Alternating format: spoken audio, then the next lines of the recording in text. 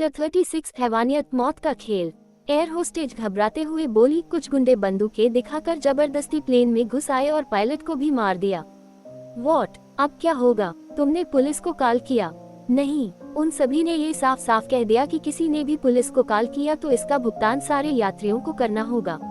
Oh my God, अब क्या करें? कुछ नहीं, बस शांति से हमें अपना काम करने दो। व्हाइट शर्ट और उसके ऊपर काले कोट पैंट, चेहरे पर मास्क और पैरों में जूते पहना वो शख्स, उसके हाथों में बंदूकें थी। उसने एयर होस्टेज की ओर गन पॉइंट करते हुए बोला था, जिसे देखकर वो एयर होस्टेज घबरा गई। डर के वजह से उसके मुंह से आवाज नहीं निकल रहे थे। तभी उस आदमी के पीछे और भी लोग बंदूकें लिए वहां आ गए। सबके यूनिफॉर्म सेम थे। तभी सबके हाथों में बंदूकें देखकर सारे यात्रियों में अफरा तफरी मच गई। यात्रियों को अफरा तफरी करता देख उनमें से जो मेन लीडर था वो गुस्से से बौखला उठा और हवा में एक फायरिंग किया, जिससे सभी शांत हो गए। तभी वो चिल्लाते हुए बोला, खबरदार, जो किसी ने भी किसी तरह का कोई भी हरकत किया तो ये प्लेन हाईजैक हो गया है और अब तुम सबकी जान मेरे हाथों में है, तो जरा भी होशियारी करने की कोशिश मत करना। जैसे ही श्रेया के कानों में ये आवाज सुनाई दी कि प्लेन हाईजैक हो गया है, वो घबरा सी गई। ऐसे कैसे प्लेन हाईजैक हो गया? श्रेया का घबराया हुआ चेहरा देख उनके लीडर के होठों पर डेविल स्माइल आ गया। वो उस एयर होस्टेज को छोड़ श्रेया की ओर बढ़ा। श्रेया डरी सहमी सी बैठी हुई थी। जैसे ही वो उसके सामने आया वो और भी ज्यादा घबरा गई। डरो मत मेरी जान, तुम्हें कुछ नहीं होगा, मैं तुम्हें कुछ होने भी नहीं दूंगा। ये आवाज सुनी सुनाई सी लग रही थी। घबराते हुए बोली, कौन हो तुम लोग और हमारे प्लेन को क्यों हाईजैक किया हुआ है? तुम्हें जो कुछ भी चाहिए जाकर गवर्नमेंट के पास अपनी शर्त रखो। इन मासूम लोगों ने क्या बिगाड़ा है तुम्हारा? तभी वो उसकी बातें सुनकर जोर जोर से हंसने लगा और हंसते हुए बोला, हमें जो चाहिए वो इसी प्लेन में है, तो हम गवर्नमेंट के पास क्यों जाए? क्या मतलब? मैं कुछ समझी नहीं। इस प्लेन में ऐसा क्या है जिसके लिए तुमने इतने लोगों को बंदी बनाया हुआ है? तुम हो इस प्लेन में? कहते हुए वो आदमी अपना मास्क हटाया, जिसे देखकर श्रेया को बहुत बड़ा झटका लगा।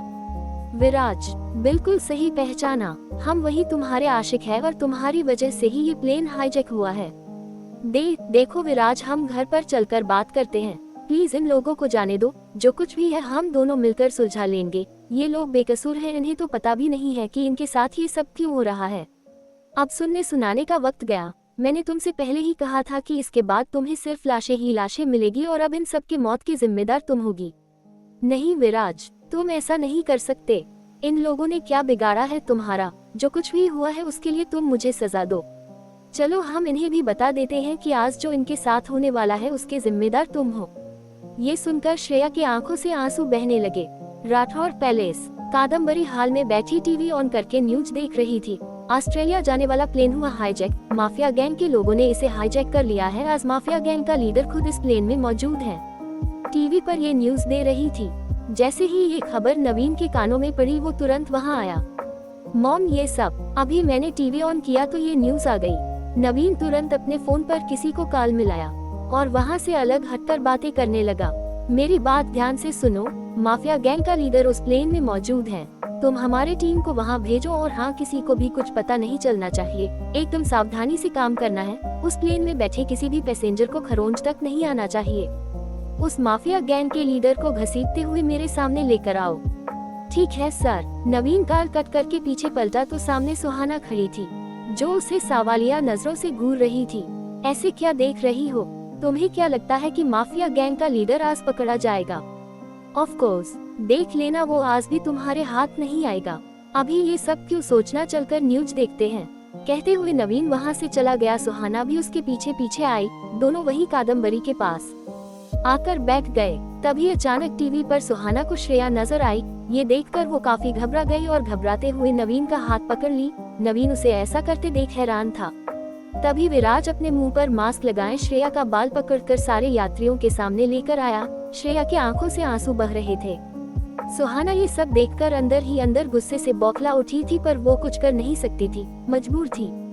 तभी विराज सबके सामने श्रेया की ओर इशारा करते हुए बोला, आप सभी बस कुछ ही देर तक जिंदा है, उसके बाद यहाँ से आप सबकी लाश ही जाएगी। ये सुनकर सारे यात्री घबरा गए। कादम्बरी भी विराज को गालियां दे रही थी। श्रेया और सुहाना के अलावा कोई नहीं जानता था कि माफिया गैंग का लीडर विराज लूथरा है और अभी अपने चेहरे पर मास्क लगाए सबके बीच खड़ा है। तभी विराज फिर से बोला, आप सबको पता है ये बात कि हमने प्लेन हाईजैक क्यों किया है? इस लड़की की वजह से। विराज उसकी ओर उंगलियां दिखाते हुए बोला। ये सुनकर सारे लोगों का श्रेया पर गुस्सा फूट पड़ा। सुहाना भी ये देखकर काफी परेशान हो गई। आप सबके मौत की जिम्मेदार ये लड़की है, इसके वजह से मैं ये सब कर रहा हूँ। इसी ने मुझे धोखा दिया है और मुझे ये हैवानियत करने के लिए मजबूर किया है।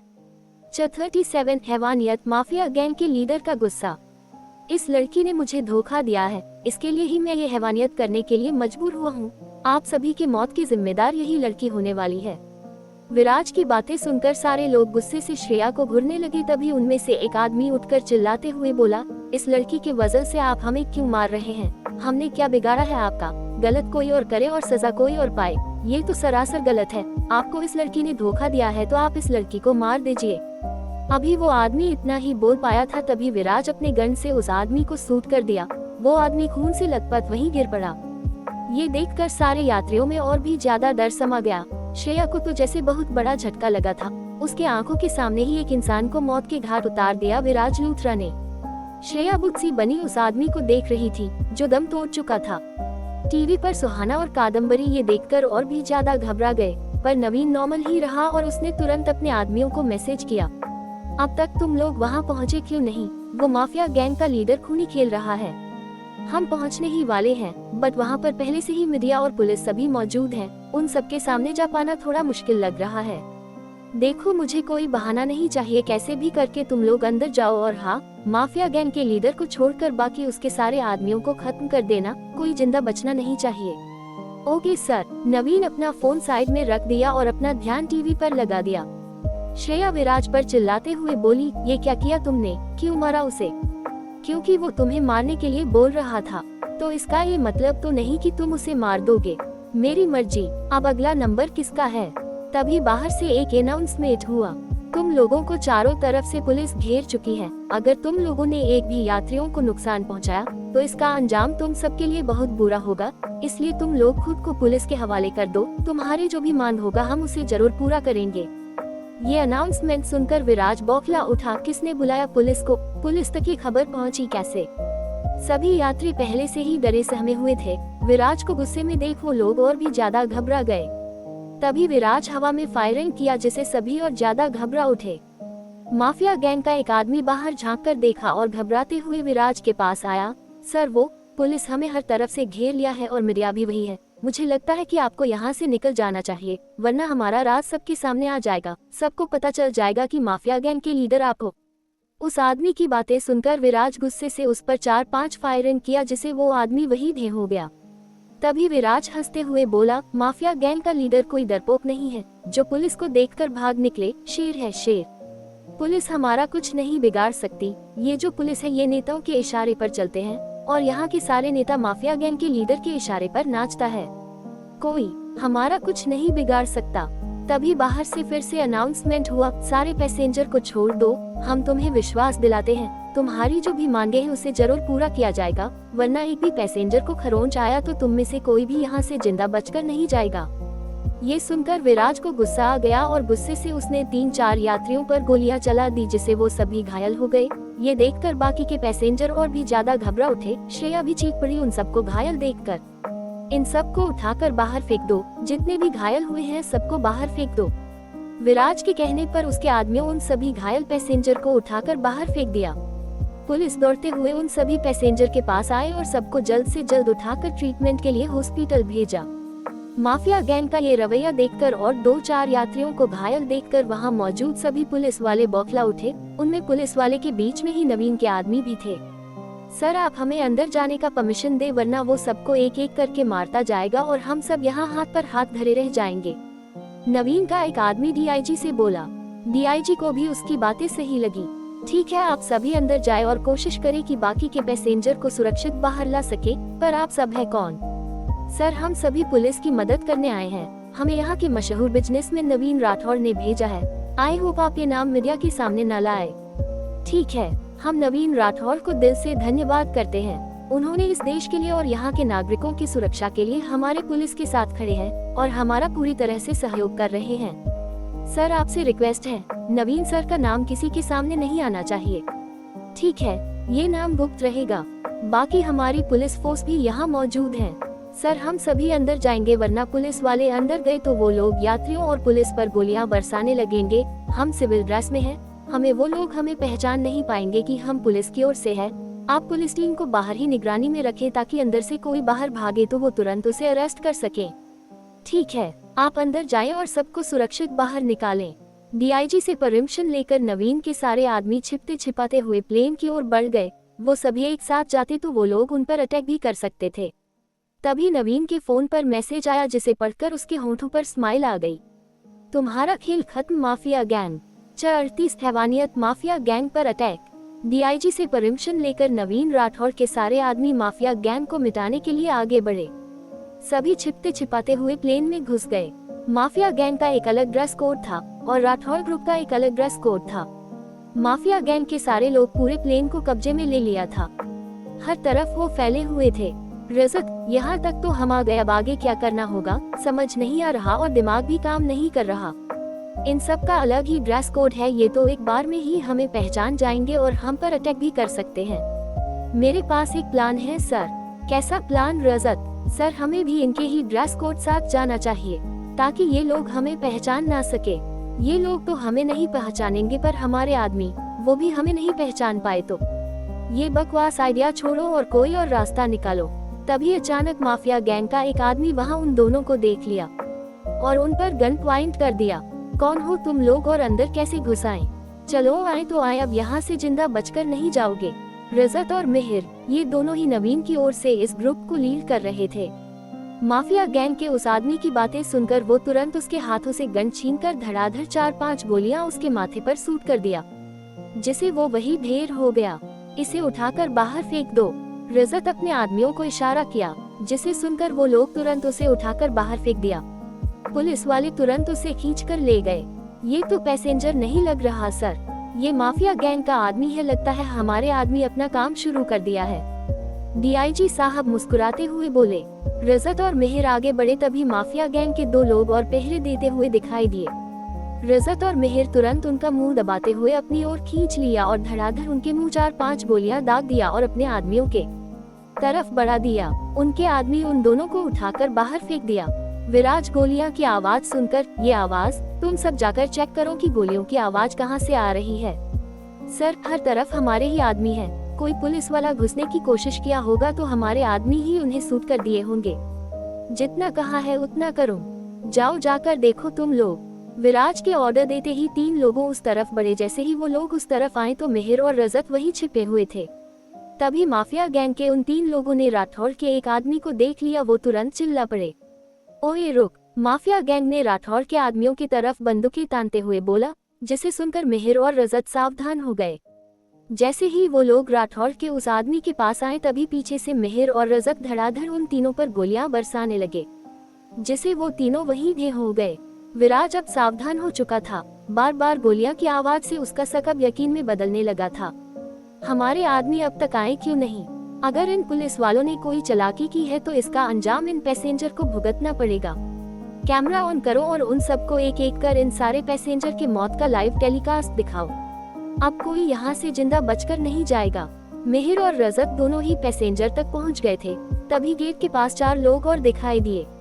मिहिर और रजत दोनों मिलकर उन्हें पीछे से खींच लिया और अपने आदमियों की तरफ बढ़ा दिया। बस 2 लोग और बचे थे। मिहिर उनके सर पर बंदूकी के नाली से दे मारा, जिसे वो दोनों वहीं बेहोश होकर गिर पड़े। मिहिर और रजत दोनों उन दोनों पैर से डालते हुए अपने आदमियों की तरफ बढ़ा दिया। मिहिर और रजत चुपके से आकर उन पैसेंजर के बीच बैठ गए और उनके आदमी गेट पर छिप गए। तभी विराज अपने आदमियों पर गुस्साते हुए, तुम लोगों को सुनाई नहीं दे रहा मैंने क्या कहा? कैमरा ऑन कर और लाइव रिकॉर्डिंग उन लोगों के पास भेजो ताकि वो लोग भी देख सके कि माफिया गैंग से पंगा लेने का अंजाम क्या होता है। विराज की बातें सुनकर 2 लोग उठकर कैमरा ऑन करके लाइव रिकॉर्डिंग पुलिस वालों के पास भेजने लगे। इधर मिहिर और रजत दोनों एक एक कर सारे पैसेंजर को वहां से निकालने लगा। जैसे ही एक पैसेंजर को नीचे से छिपते छिपाते हुए अपने आदमियों की तरफ बढ़ाया और अपने आदमियों को आकर बैठने के लिए बोला। ऐसे ही करते हुए आधे से ज्यादा पैसेंजर को वहां से निकाल दिया और अब वहां केवल राठौड़ के ही आदमी बैठे हुए थे।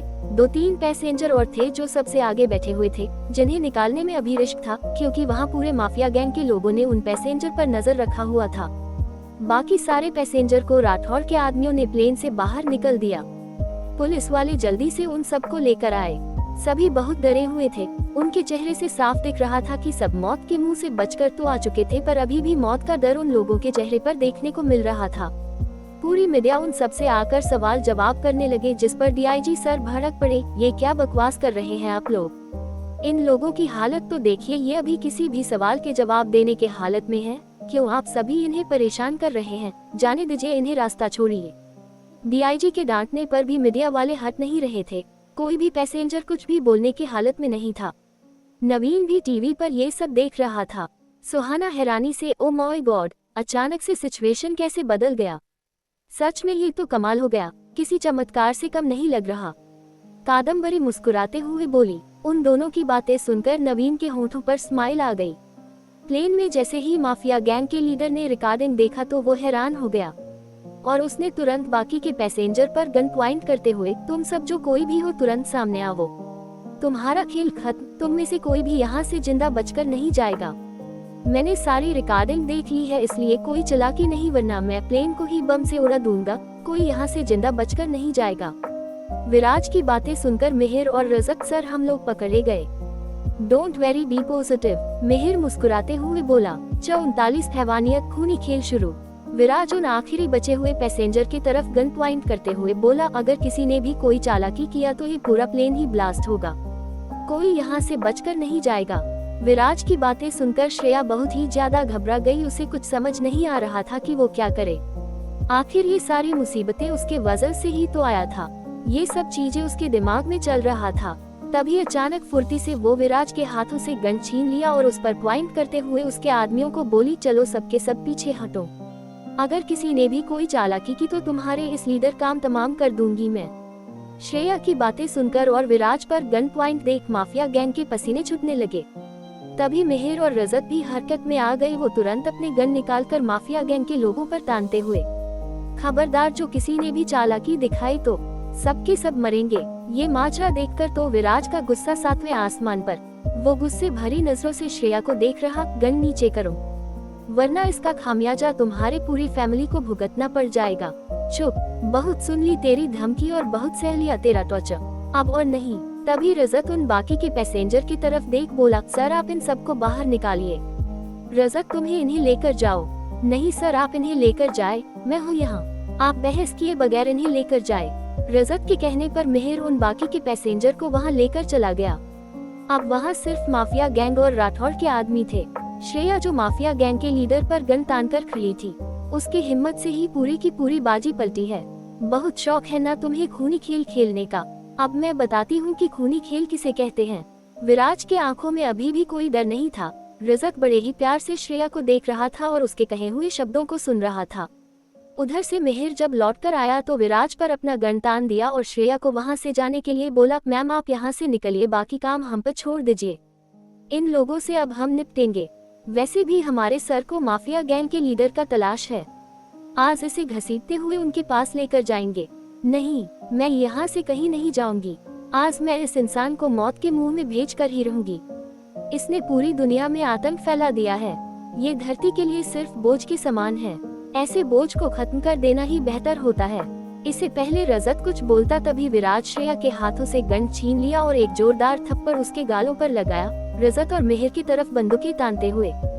खबरदार जो कोई चालाकी की तो माफिया गैंग सिर्फ जीतते हैं, वो एक तुच्छ सी लड़की के सामने झुका नहीं है। तू क्या कह रही थी? तू मुझे मिटाएगी? अब देखता हूँ कौन किसको मिटाता है। विराज बिना सोचे समझे ही अपने आदमियों को मिहिर और रजत पर फायरिंग करने के लिए बोल दिया। जैसे ही उन दोनों पर फायरिंग हुआ वो खुद को बचाते हुए लगातार माफिया गैंग के लोगों पर गोलियां बरसाने लगे। मिहिर और रजत के साथ साथ राठौड़ के बाकी आदमी भी माफिया गैंग पर गोलियां बरसाने लगे।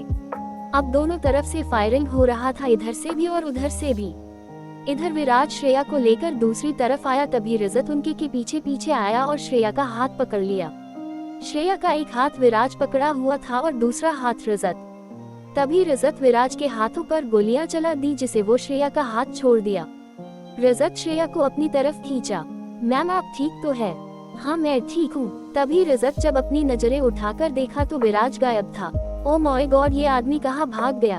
अब फिर से माफिया गैंग के लीडर का राज ही रह गया। रजत परेशान होते हुए बोला। तभी मिहिर और बाकी सब भी वहाँ पहुँचे। रजत माफिया गैंग का एक भी आदमी जिंदा नहीं बचा है, सबको मार दिया हम लोगों ने। वो लीडर कहाँ है? सर वो भाग गया। व्हाट? ऐसे कैसे भाग गया? तुमने उसे पकड़ा क्यों नहीं? सर ने कहा था कि उस माफिया गैंग के लीडर को किसी भी तरह लेकर आना है। सर मैं उस तक पहुंच गया था, फिर अचानक पता नहीं कैसे गायब हो गया। मेरा ध्यान 2 मिनट के लिए उस पर से हटा तो वो गायब हो गया। तभी श्रेया रजत का बचाव करते हुए सॉरी वो मेरी वजह से भाग निकला। इनकी कोई गलती नहीं है, आप इन्हें कुछ मत कहिए। श्रेया की बातें सुनकर मिहिर हैरान था। अचानक रजत ने इस लड़की पर क्या जादू कर दिया था कि ये रजत के बचाव कर रही थी। माफिया गैंग का लीडर इस लड़की के लिए पूरी प्लेन को हाईजैक कर लिया और लड़की फिर भी उसके सामने घुटने नहीं टेकी। रजत भी मुस्कुराते हुए श्रेया को देख रहा था। रजत तुम इन्हें लेकर आओ, तब तक हम सभी यहाँ से निकलते हैं। मिहिर मुस्कुराते हुए बोला और वहाँ से अपने आदमियों को लेकर चला गया। अब वहाँ केवल श्रेया और रजत बचे हुए थे। विराज वहीं छिपा श्रेया और रजत को देख रहा था। उन दोनों को साथ देखकर उसका खून खौल रहा था, पर वो कर भी कुछ नहीं सकता था। रजत उसकी ओर अपना हाथ बढ़ाया, श्रेया अपना हाथ उसके हाथ में रख दी। दोनों वहाँ से निकल गए।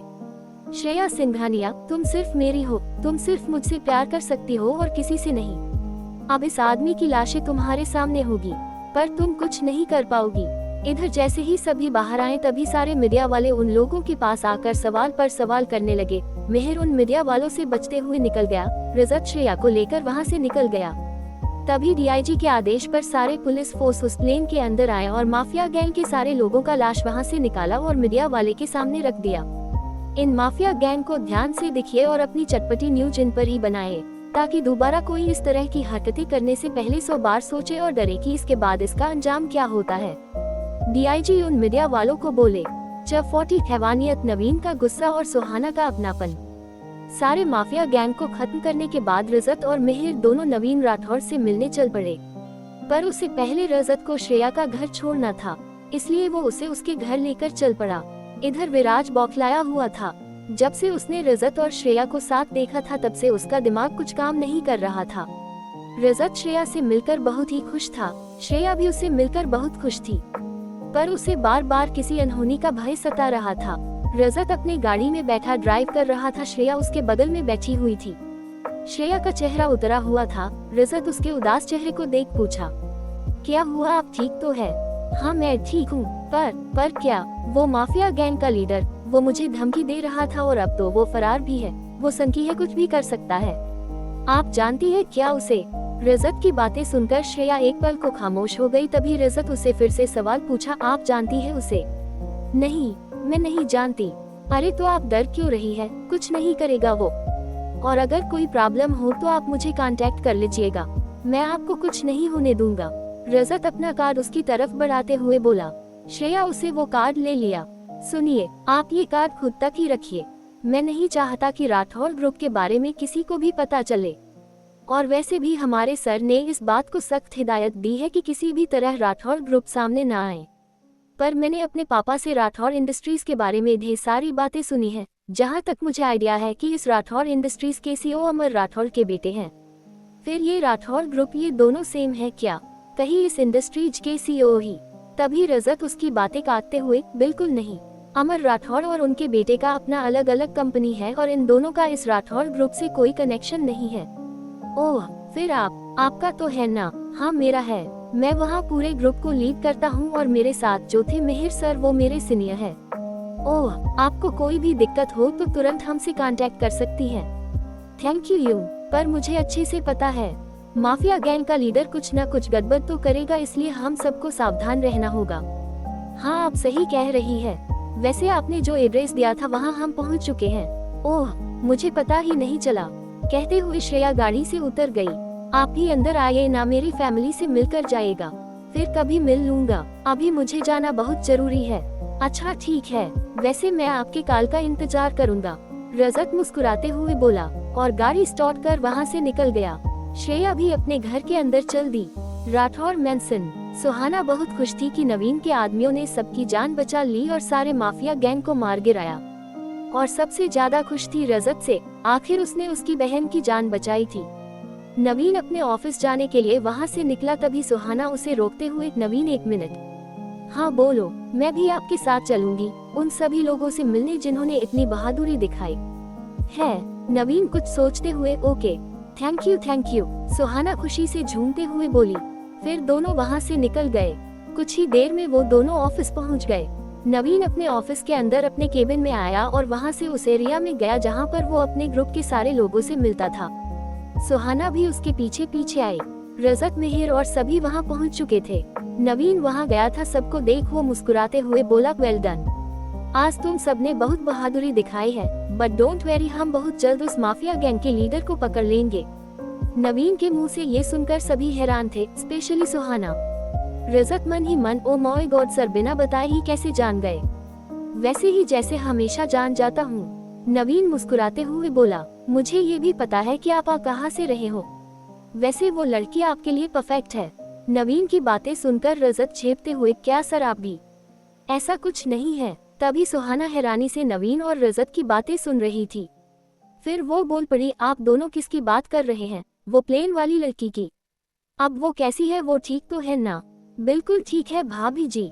रजत के रहते हुए उस लड़की का कोई बाल भी बांका नहीं कर सकता। मतलब? मैं कुछ समझी नहीं। तभी नवीन उसे घूरते हुए, मैं यहाँ कुछ इम्पोर्टेंट डिस्कशन करने आया हूँ, तुम अपने स्टूपिड से क्वेश्चन से माहौल खराब कर रही हो। सुहाना उसकी बातें सुनकर अंदर ही अंदर गुस्से से लाल हो गई, पर वो नवीन के डर से कुछ बोल नहीं पाई। रजत हैरानी से मन ही मन, नवीन सर और भाभी जी को देखकर ऐसा लग रहा है जैसे कि इन दोनों को एक दूसरे से बिल्कुल नहीं बनती।